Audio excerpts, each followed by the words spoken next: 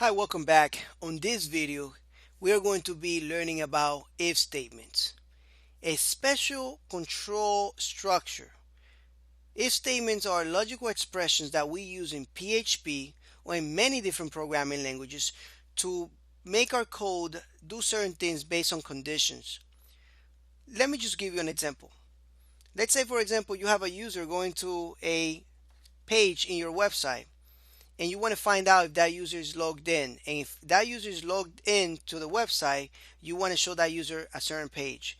If that user is not logged in, you want to show them another page, right?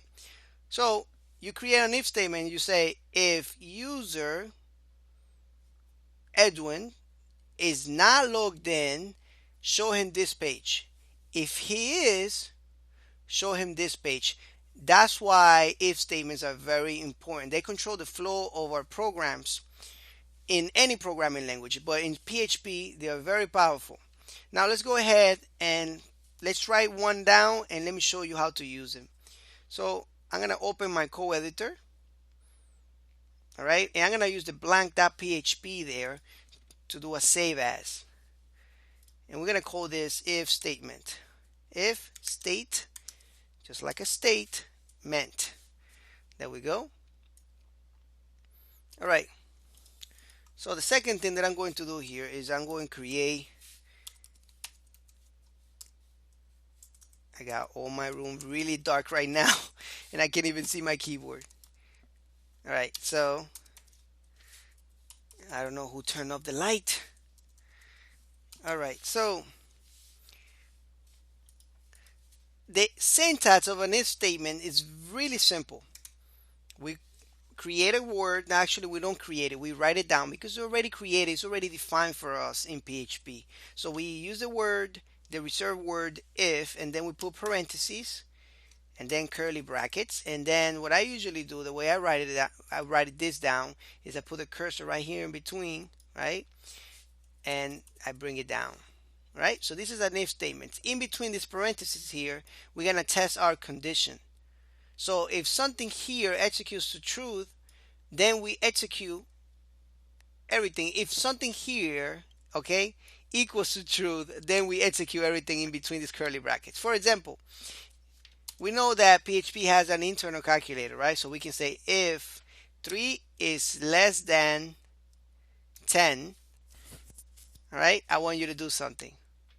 So if 3 is less than 10, we're going to write something down. We're going to echo. Let's echo a string, say 3 is less than 10. Perfect. We're going to close it with our semicolon here and let Apache know that we are done executing this command, right? So let's see how that works. Let's see it on the browser. Let's see what it displays. So it's true, right? 3 is less than 10, so that's why he executed. But let's say, for example, 3, we'd say if 3 is more than 10, execute this. Now the line disappears because it's not true, right? So this if statement will execute as long as this condition is true. All right, as long as basically what we're doing with this if statement is testing a condition here. If this is like this, if this is not like this, then do this. All right, we can say also if it's not 3, all right, we can do this. If it is 3, then we can do this. So we are controlling the flow of our program. Now, this is not the only way of writing this down. All right. For example, let's say if this is false, we need to have a kind of a backup for a program, right? So if, for example, let's come back to the example of the user Edwin, right? Going to the page, the website. So if Edwin is logged in, I want you to show him this page. If it's not, I want you to show him this. So where the if is not, that's a backup that we are using, and the backup is called an else statement, right? So if this condition for some reason is false on top and it doesn't work out for us, right, then we need to have a backup. We need to have an alternative to our code, right? That's how we control the flow of our programs. So we're gonna echo it is not. All right.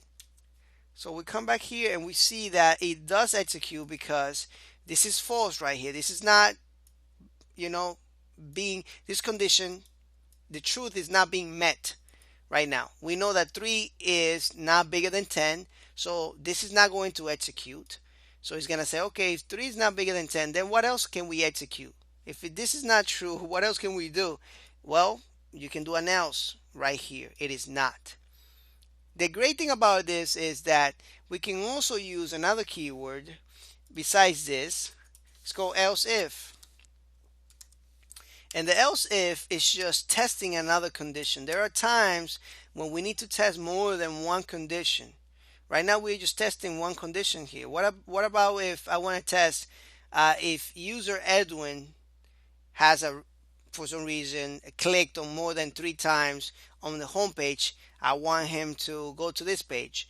And if he clicked on the blue button, I want him also to go to this page. You see, let's test different conditions. We test the first condition here, and then we test another condition right here. So we say if 4 is less than 5, then I want you to execute this. So the else if is to test another condition. Keep that in mind. We use the else if to test another condition. And we're going to say, of course, 4 is less than 5, right? Now, if this condition is false, of course, it's going to jump. This is not going to execute. It's going to jump to the next one. It's going to execute that one. But if this one is also false, the default one, else, is going to execute. All right, so this is very useful. I want you to remember it. We're going to practice this later on, but I want you to remember this syntax here because it is very important to control the flow of our programs. We need to use this to make our program smarter and act differently depending on the condition that is carrying out. All right, so anyways, thank you so much for watching this lecture. Hopefully you were able to learn some valuable information, and I'll see you in the next one. Take care.